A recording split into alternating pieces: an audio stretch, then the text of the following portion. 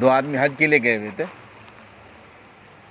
ایک نے خواب دیکھا، حج کے لیے گئے ہوئے تھے، انہوں نے خواب دیکھا، ایک ان کے پایتی کھڑا ایک آدمی، ایک سرانے کھڑا۔ پایتی والے نے پوچھا اس سال کتنے لوگوں نے حج کیا؟ سرانے والوں نے جواب دیا کہ 6 لاکھ نے۔ پھر پایتی والے نے پوچھا کتنے کا قبول ہوا؟ کہ کل 6 کا۔ حج کرنے والے کتنے لوگ؟ 6 لاکھ، اور قبول کتنے کا ہو رہا؟ کل 6 کا، 6 کا قبول۔ ان کی آنکھ کھل گئی، بڑے گھبرائے بیچارے کہ میں تو ان 6 میں کہاں شامل رہوں گا جن کا قبول ہوا ہے، بس ہم تو ایسے ہی رہ گئے، ہمارے نہیں قبول ہوا۔ ظاہر ہے آدمی محنت کر کے گیا، اتنا مشقت اٹھا کے گیا، اور لمبا سفر کر کے گیا، اور باقی عبادتوں کے بارے میں مشقت والے عمل نہیں، حج مشقت والی عبادت ہے۔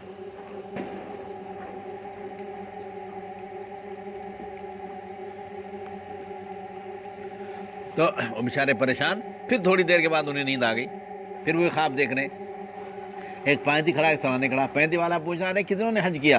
کہ 6 لاکھ نے۔ کتنوں کا قبول ہوا؟ کہ 6 کا۔ اس نے پوچھا باقی کا کیا ہوا؟ باقی کا کیا ہوا؟ تو سرانے والے نے جواب کہ اللہ نے فضل فرمایا، ان 6 کی برکت سے پوروں کا قبول ہو گیا ہے۔ ہو سکتا ہے ہماری اس جماعت میں کوئی اللہ کا نیک بندہ ہو جس کی برکت سے سبھی کے اللہ سبحانہ و تعالیٰ سننے کو قبول فرما لے، سبھی کی تراویح کو اللہ قبول فرما لے۔ ہمارے نبی صلی اللہ علیہ وسلم نے اس میں 4 چیزوں کے زیادہ کرنے کا حکم دیا ہمیں، کریں گے انشاءاللہ، بتاؤں ہمارے کام کی ہیں۔ ایک تو کلمہ طیبہ کی کثرت کرنی، آپ نے فرمایا اس میں کلمہ طیبہ کی کثرت کرو۔ کلمہ طیبہ کیا ہے؟ موسیٰ علیہ السلام نے عرض کیا تھا، اللہ مجھے کوئی ذکر چاہیے خاص۔ اللہ نے فرمایا موسیٰ لا الہ الا اللہ پڑھا کرو۔ موسیٰ علیہ السلام نے عرض کیا اللہ تو تیرے سارے بندے پڑھتے ہیں، مجھے تو کوئی خاص ذکر چاہیے۔ اللہ نے فرمایا موسیٰ تم نے اس کو کیسا سمجھا ہے؟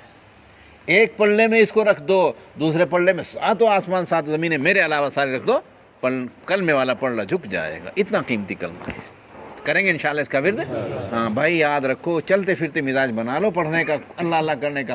حضرت گنگوہی رحمۃ اللہ علیہ بڑھاپے میں، ہمارے حضرت صاحب رحمۃ اللہ علیہ کے بھی پیر ہیں وہ، ان کو بڑھاپے میں کسی نے پوچھا حضرت کتنا ذکر کر لیتے ہیں، کتنا ذکر کر لیتے ہیں؟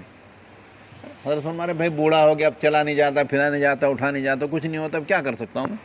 نہیں حضرت پھر بھی کتنا کر لیتے ہیں؟ تعجب ہوگا آپ لوگوں کو۔ فرمایا بھائی 1,25,000 بار اللہ کہہ لیتا ہوں 24 گھنٹے میں۔ 1,25,000 بار۔ سننا بھی آسان، میرا بولنا بھی آسان، مگر کرنا کتنا اہم کام ہے۔ بڑھاپے میں کتنا کر رہا ہے وہ اللہ کا ولی، باقی اور کام بھی کرتے تھے، اس کے ساتھ ساتھ کتنا 1,25,000 بار اللہ کہہ لیتا ہوں۔ کریں گے انشاءاللہ کوشش۔ اور بھائی جب اب زبان پر ہماری رٹ جائے گا، پھر مرنے کے وقت بھی اللہ سبحانہ و تعالی ہماری زبانوں پر جاری کریں گے، اور جس کا مرنے کے وقت میں کلمہ زبان پر آ جائے اس کی موج ہی آ گئی ہے۔ من کان آخر کلام لا الہ الا اللہ دخل الجنہ، جس کا آخری کلام لا الہ الا اللہ وہ جنت میں جائے گا۔ ایک بار حضرت گنگوئی رحمۃ اللہ بڑے عجیب، حضرت ہمارے مشائخ بڑے عجیب تھے، ایک بار فرمایا مولانا یحییٰ صاحب رحمۃ اللہ حضرت کے خادم مولوی یحییٰ، عرض کیا جی حضرت کوئی ہے یہاں؟ عرض کیا کوئی نہیں حضرت، میں اور آپ۔ حضرت نابینا ہو گئے تھے آخر میں۔ فرمایا اللہ کا نام کتنی بھی غفلت سے لیا جائے، اللہ کا نام کتنی بھی غفلت سے لیا جائے اثر کیے بغیر نہیں رہتا ہے۔ کہ بھائی چلتے پھرتے کیسے بھی حال میں اللہ کہتے ہی رہو، کچھ نہ کچھ زبان پر ذکر جاری کریں گے انشاءاللہ۔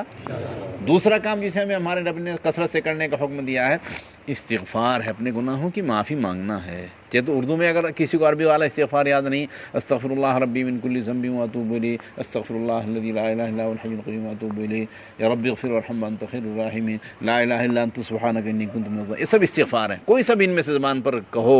اللہ منشا یہ ہے، یہ کہنا ہے اے اللہ میں گنہگار ہوں، میں گناہوں میں لت پت ہوں، اور تیرے علاوہ مجھے معاف کرنے والا کوئی ہے بھی نہیں۔ بس یہ کہتے رہو اللہ مجھے معاف کر دے، اردو میں کہتے رہو اے اللہ میں انتہائی گنہگار ہوں، شاید زمین پر میرے جیسے گنہگار ہے ہی نہیں کوئی بھی، اور میرے گناہوں کو معاف کرنے والا بھی تیرے علاوہ کوئی نہیں، اے اللہ مجھے معاف فرما دے۔ بس یہ کہتے رہو۔ اور اگر یہ عربی کا جملہ ہے، اس کا مطلب یہ ہے استغفر اللہ الذی لا الہ الا هو الحی القیوم واتوب الیہ، لا الہ الا انت سبحانک انی کنت من الظالمین، ربنا ظلمنا انفسنا وان لم تغفر لنا وترحمنا۔ یہ سارے جو یہی ہیں استغفار ہیں، کوئی سب زمان کریں گے انشاءاللہ۔ اللہ مجھے بھی توفیق عطا فرمائے۔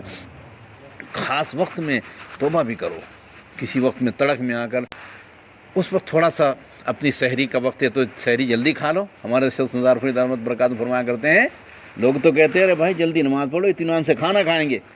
حضرت فرماتے ہیں ارے بھائی یہ ہونا چاہیے کہ جلدی سے کھانا کھا لو، اطمینان سے نماز پڑھیں گے، سحری جلدی کھا لو، اور اس کے بعد تھوڑا سا اللہ کے سامنے گھر ہی میں رو لو یا پھر مسجد میں آ کر رو لو، اپنے لیے بھی رو، پوری امت کے لیے رو۔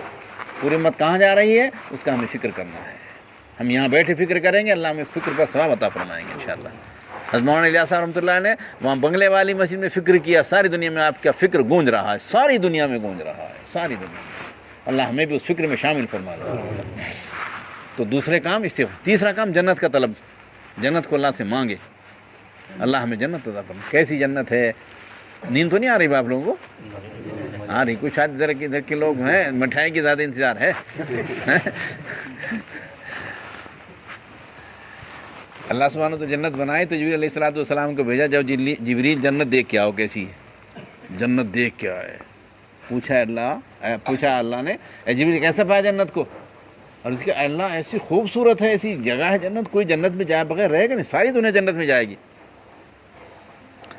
اللہ نے پھر اس کو مشقتوں سے ڈھانپ دیا، جنت کو پریشانی اس کے سامنے کر دی، دوبارہ بھی جبریل کو دیکھ کے آؤ، دیکھ کے آؤ، جبریل دیکھ کے آئے، عرض کیا اللہ تو ایسا لگتا ہے کیونکہ جنت میں جائے گا ہی نہیں، جنت میں جانے کے لیے مشقتیں برداشت کرنی ہے بھائی، اللہ ہمیں مشقتیں برداشت کرنے کی توفیق عطا فرمائے، اسی کی توفیق سے ہوتا ہے بھائی، اللہ سے توفیق مانگو، جب سمجھ میں بات آ رہی ہو اس کو دل میں اللہ سے مانگو، اللہ ہمیں اس پر عمل کی توفیق عطا فرما دے۔ ایک باندی کے واقعہ فضائل اعمال میں لکھا ہے، بیچاری رات میں اٹھ کر اللہ کے سامنے روتی تھی، گڑ گڑاتی، اس کا آقا سوتا رہتا تھا، ایک رات میں وہ کہہ رہی ہے اللہ میری اس محبت کی قسم، تیری اس محبت کی قسم جو تجھ کو مجھ سے ہے، تیری اس محبت کی قسم جو تجھ کو مجھ سے ہے، یعنی اللہ کی محبت کے واسطے تیری، اللہ کو کہے مجھ سے محبت، وہ کہہ رہی باندی کہہ رہی اللہ جو محبت تجھ کو مجھ سے ہے، تجھ کو مجھ سے، اس محبت کے صدقے مجھے معاف کر دے۔